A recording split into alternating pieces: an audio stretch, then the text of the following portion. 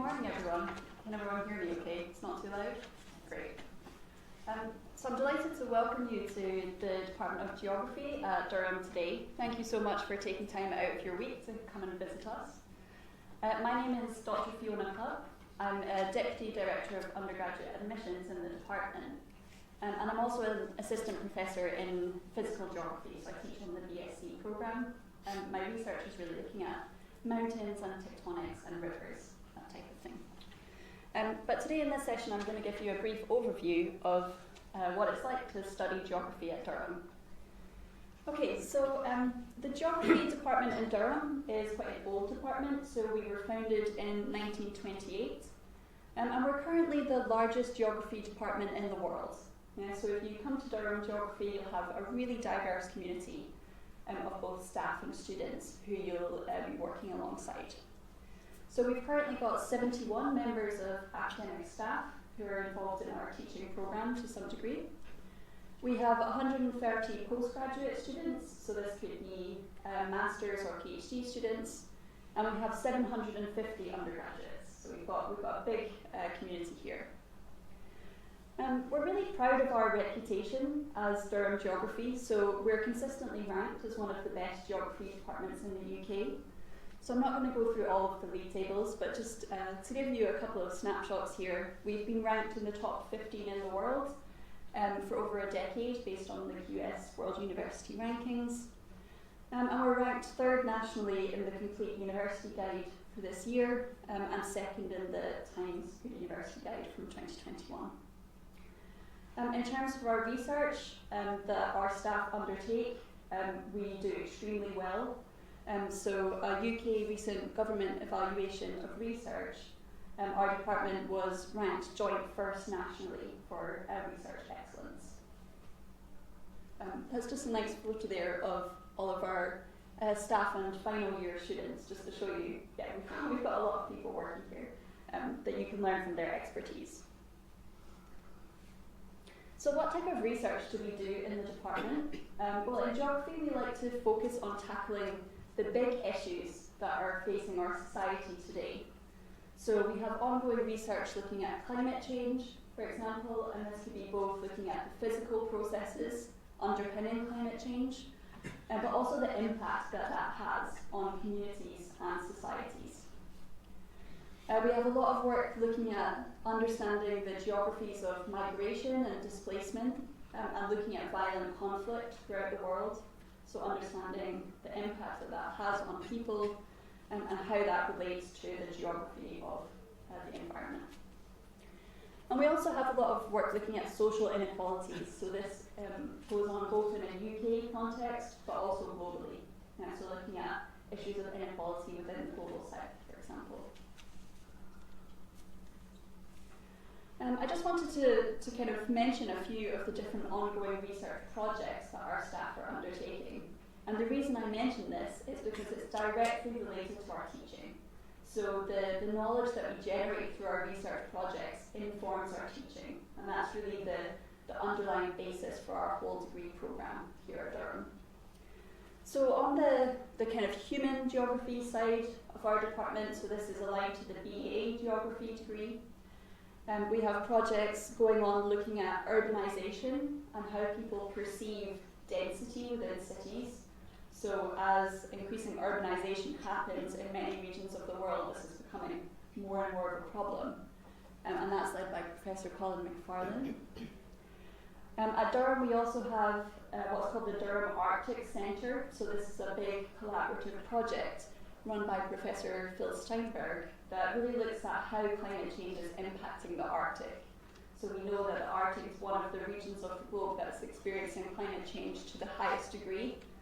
And this project is really understanding the impact of that, both on the physical environment, but also on the ecological communities and the people who live there.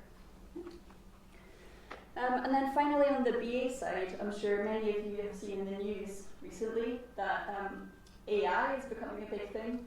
So Professor Louise Amour is leading a big European-funded project looking at the ethics of AI, so understanding the politics of algorithms and the impact that they have on societies.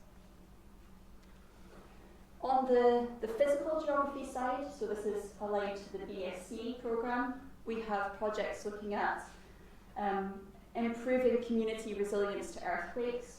So Professor Alex Densmore leads this project, which is focused on Nepal and understanding how people are exposed to the impact of earthquakes and landslides in Nepal, and how can we better improve resilience to that risk. We also have projects looking at past climate change, with the idea that if we can understand the past, then that might allow us to better inform the future. So Professor Erin McClymont is running a really interesting project where she's looking at seabird vomit in Antarctica, and she's basically analysing that vomit to tell us something about past climate temperatures. Yeah, so she's developing a whole new proxy, which is a whole new way we can understand our past climate. So that's a really nice project that's going on at the moment. And then Professor Chris Stokes, who is talking at the placement year today, so you can have a chat to Chris in a bit if you want, is leading projects looking at measuring and monitoring the response of glaciers to climate change. And he focuses on Antarctica and Greenland, and so looking at how these big ice sheets are changing in the present day in response to a warming climate. So as I said, the reason that I mention these research projects is because they underpin our teaching. So I'm not sure if any of you have heard the phrase research-led teaching. I imagine if you go to a lot of open days, you might hear it a few times. But really what it means is that the people who are conducting cutting-edge research into their fields are then directly teaching you, and they're applying that knowledge directly in your lectures. So you're getting the most up-to-date information that you can have. I'm not going to go through these in a whole lot of detail, but this just shows you some of the values that we try to kind of hold as we design our teaching programme. But I think the main thing to point out is that we want to generate your passion for the subject and your excitement and love of geography in whichever way that is. And so that's the kind of key guiding principle that we follow through our degree. So a little bit more detail, what does our degree look like? Well, the structure of the degree changes a bit through your 3 years at Durham. So in your first year, you tend to take a lot of core courses, which really give you the concepts and the skills that you need across the spectrum of different topics. So everybody takes 2 modules, physical geography and human geography, which give you the kind of core concepts in each of those 2 subdisciplines, if you like. And then you also take a skills and techniques course, which is called Introduction to Geographical Research. And this is split between BA and BSc because there are different skills and techniques that are applicable depending on whether you do human geography or physical geography. At level 1 we also have both local and overseas fieldwork, and I'll talk a little bit more about the fieldwork component of our degree in a moment. Then in level 2, you take 4 optional courses, and these can either be from within geography or they could be from a different department. So if you're interested in learning a language, you can take that as an optional module if you like, for example. The only compulsory module that we have is either social research in geography or scientific research in geography, depending on whether you're in BA or BSc. But apart from that, it's up to you. Whatever you're most interested in, you can take. At level 2, we run compulsory residential field trips within the UK for both our BA and BSc degrees. And then at level 3, we only have, again, 1 compulsory module, and that is your dissertation. So this is the big research project that's the kind of capstone of our degree. It's worth 40 credits. And it's guided by a member of staff, but you have the freedom to undertake your own piece of research. So it's a really good thing that it looks really good for employers as well, right? Seeing that you've conducted this independent project.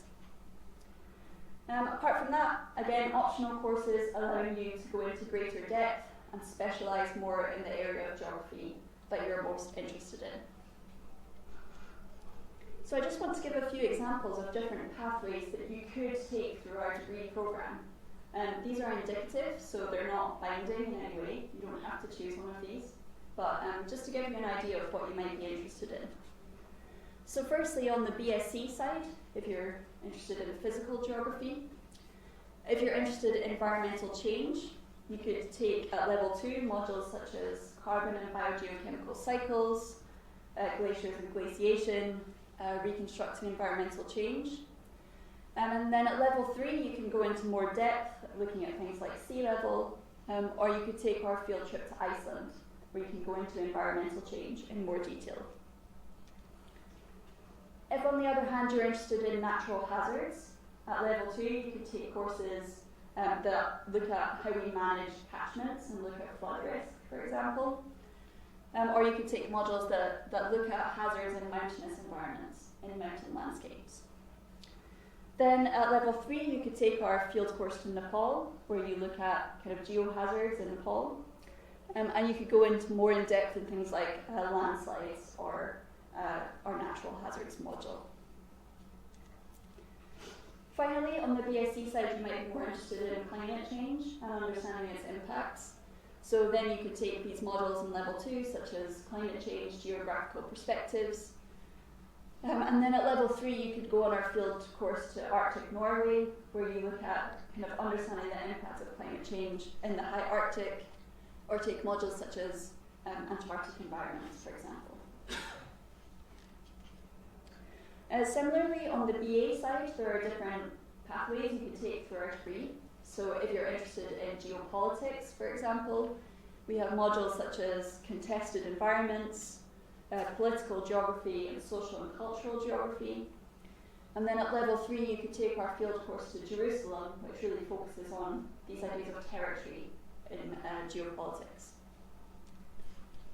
You might be more interested in urbanisation and urban life, in which case you could take modules in urban geography and economic geography, or you could go on our field course to Chicago to look at kind of modern urbanisation, and take modules such as neoliberal life, for example. Or you might be interested in development and sustainability, and you could take modules such as geographies of development, and then in level 3 you could take a field course to Copenhagen to look at kind of energy transitions and going on in modern Europe. Yeah. So as I said, these aren't binding, but they give you an idea, I hope, of how you can tailor your degree to a pathway that you find the most interesting. So I just want to go through some of the field trips that we offer. I mentioned a few of them there, but just to kind of show you how they take place through our degree. In level 1, we run some compulsory field trips, which are taken by everyone in the degree. So on the BA side, we run a series of trips around County Durham, and this is really important to situate you in the geography of the northeast where you're living.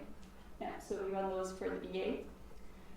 The BSc side goes to Portugal for a week in January, and this is a really useful field course to get the kind of basic field skills that you need for the rest of the degree. But it's also just a really nice way to meet people on your course and make friends at that early stage, which will hopefully carry you through the rest of the degree. At level 2, we also run 2 compulsory field trips. So for the BSc side, we run week-long residential trips, either to Skye or to the Lake District. So you get to choose which one you want to go on. And then on the BA side, we run residential trips to different cities, so Glasgow, Liverpool, or Bristol. These compulsory trips in levels 1 and 2, as they're compulsory, the department covers the cost of those trips. So you're not expected to pay extra for those. Yeah. In level 3, we have a number of optional field trips, which tend to be overseas, and they tend to be longer trips, so maybe 10 days to 2 weeks, where you really go into detail on a particular subject. So on the BA side, we mentioned we do a trip to Chicago, which isn't listed here. We run a new trip to Copenhagen to look at kind of energy geographies. And then our Jerusalem trip tends to be really popular, which is our geopolitical trip. On the BSc side, I already mentioned these two, so we run trips to Iceland, which is looking at glacial processes, like ice processes, and then we run a mountain hazards trip to Nepal. We also run a trip to Switzerland, to the Swiss Alps, which is looking at kind of alpine processes, and we're introducing a new trip this year on Mediterranean environments, which is going to Mallorca. Yeah. So there's a lot of different options depending on what you're interested in. Finally, we run an integrated trip, which is open to both BA and BSc students, and this goes to Arctic, Norway. Yeah, so I've already mentioned this bit, but it's a really, really good trip, so it's often very popular as well from our students. Okay, so that gives you an idea of the type of teaching that we do. I want to go through what it looks like. So what's the style of teaching that you will get if you come to Durham Geography. So you can see here we run a number of different styles of teaching. So these can go from lectures. The numbers tell you like the number of students in each of those modes of teaching. So our lectures tend to be maybe 80 to 150 students, depending on the size of the module. They tend to be in rooms like this. So this is one of the main lecture theatres that we use for teaching our first years. But we also do quite a lot of smaller group teaching. So we run seminars and tutorials, which will be maybe 8 to 20 students, where you can really go into in depth on a topic. And this might be doing a debate, for example, doing a practical session or a lab session, that type of activity. And then as you arrive in Durham and through your degree, you'll be assigned an academic advisor, which I'll talk about in a moment. But this gives you one-to-one teaching through your degree. So you'll get one-to-one support.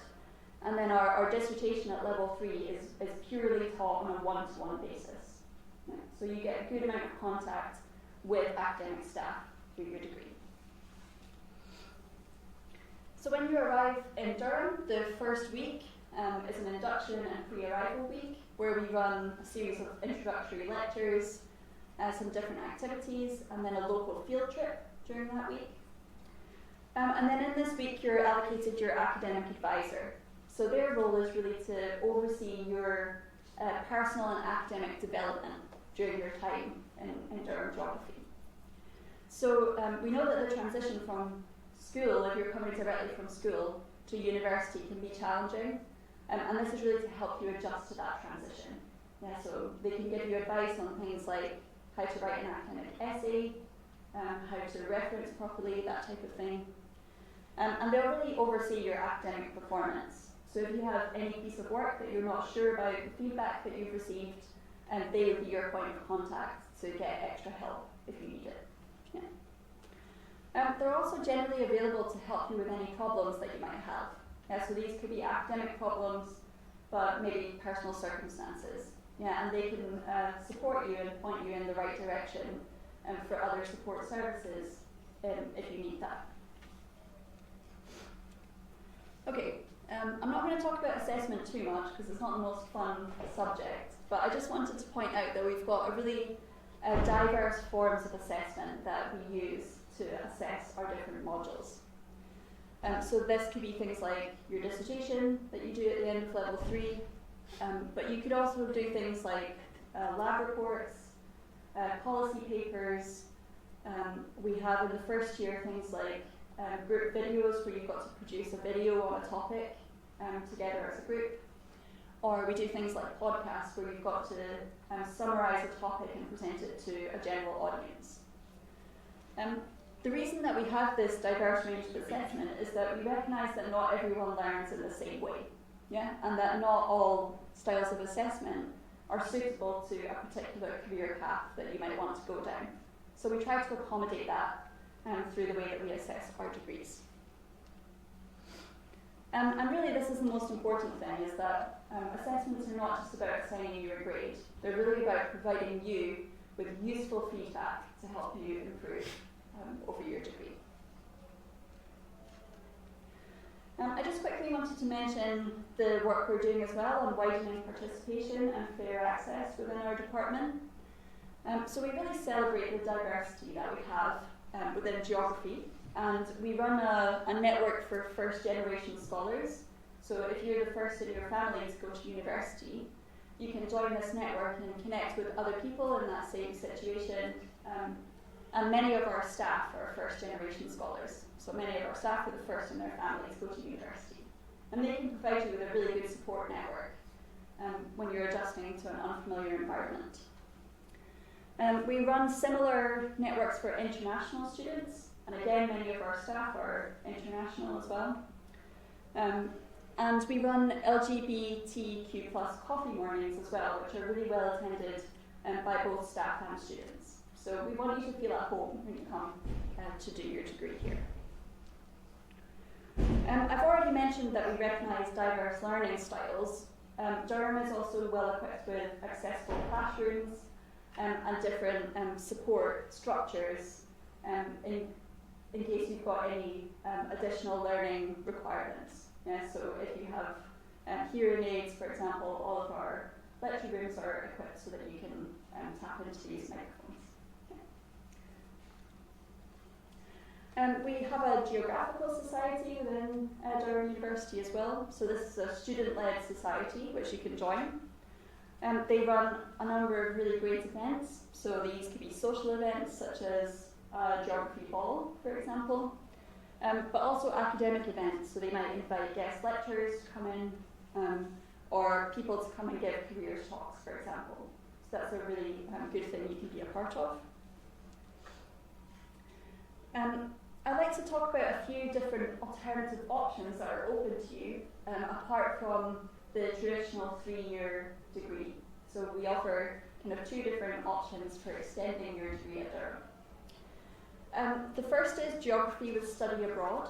So this is open to both BA and BSc degree programs. And it allows you to have an extra year of your degree where you go and study abroad at a partner institution. So this would be, you would complete first and second year in Durham, and then you would go abroad for your 3rd year, and then come back to Durham for the final year of your degree. When you're studying abroad for that year, your grades don't count towards your final degree mark, you just get a pass or a fail. And that's because we recognise that it's really the experience of living abroad that's the important thing for that year.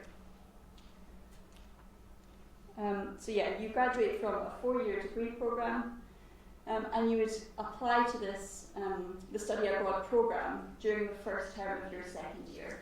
So you have a year to kind of think about whether this is something that you'd like to do. It is very competitive, so you would have to write a statement, and then it would be based on the grades that you received during your 1st year at Durham.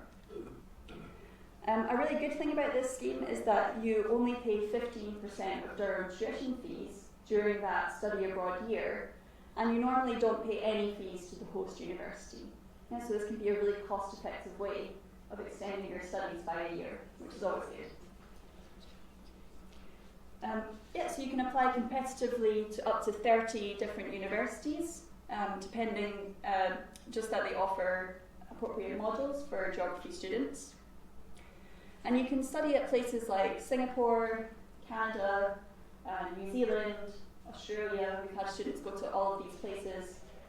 We also have many partner universities in Europe as well, so you don't have to go as far away from home as this, which maybe the parents in the room would be happy to know. But yeah, I think it's a really great opportunity, and I'd really encourage you to think about taking something like this up. If you decide to come to apply to Durham. We also offer geography with placement year, which is really similar to the study abroad, except during that 3rd year you would do a work placement for a year rather than another year of study. So during that work placement year you maintain your student status during that time, and again you would graduate from a 4-year degree programme. During this placement year you only pay 20% of Durham tuition fees, but you also get paid for doing the internship during that time. Yeah, so we really, really discourage unpaid internships within our department.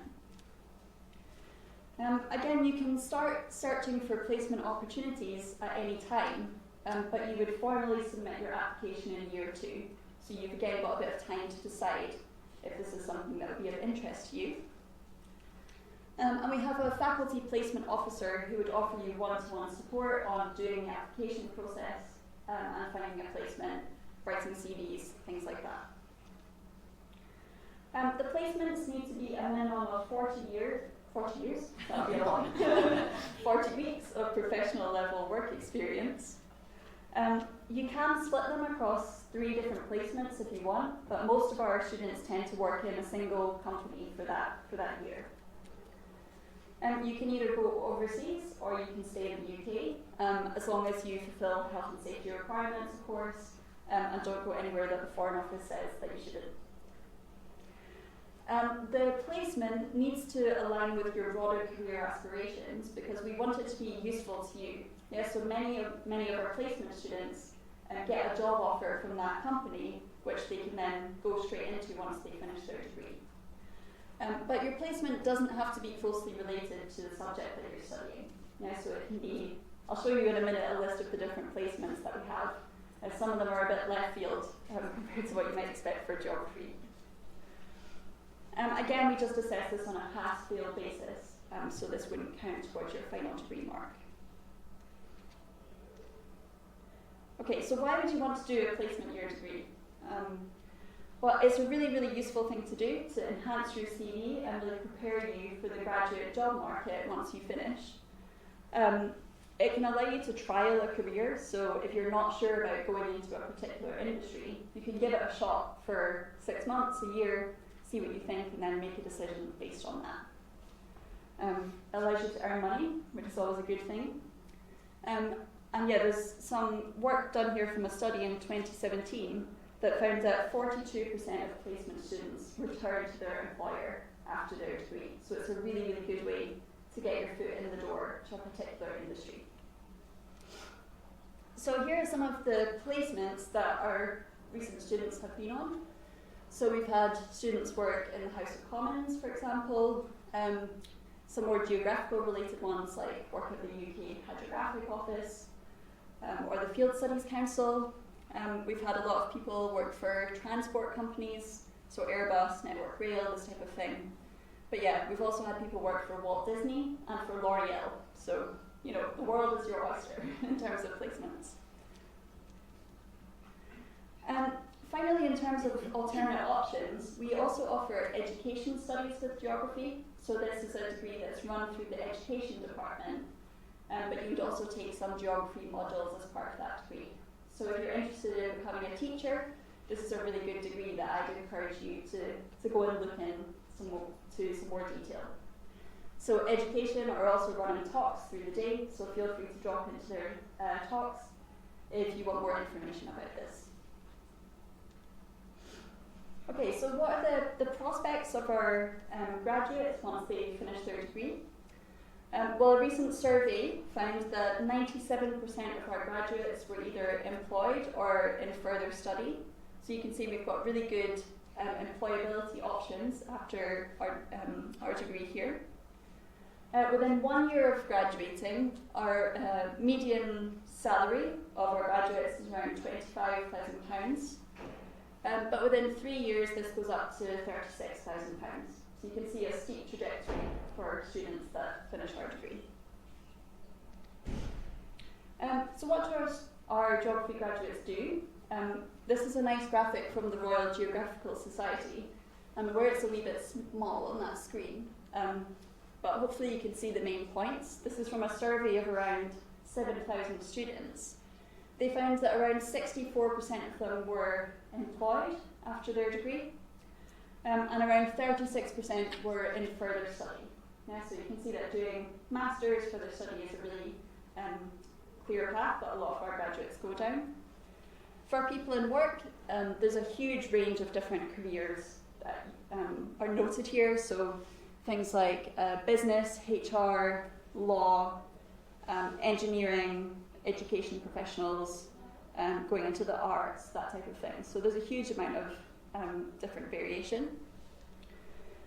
Here are some of the companies that our graduates have worked for. So we have people, lots of our graduates go into the civil service, for example, working for places like DEFRA or the Ministry of Defence.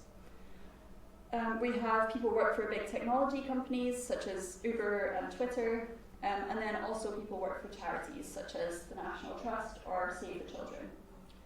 If you'd like any more information about careers or placement year, I'd really encourage you to go out the top door when you leave and have a chat to Chris and see some of our placement